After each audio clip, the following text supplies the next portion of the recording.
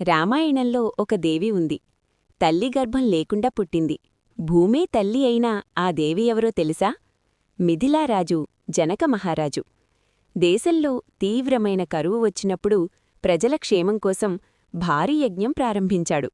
యజ్ఞానికి ముందు భూమిని పవిత్రం చెయ్యాలనే నియమం ప్రకారం రాజే స్వయంగా నాగలితో భూమిని దున్నాడు. పవిత్రమైన నాగలి భూమిని తాకగానే అకస్మాత్తుగా భూమి చీలింది.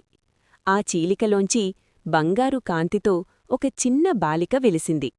ఆమె సాధారణ శిశువు కాదు, దైవిక శక్తితో నిండిన రూపం.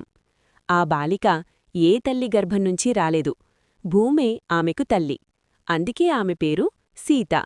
సంస్కృతంలో సీత అంటే నాగలి వేసిన గీత.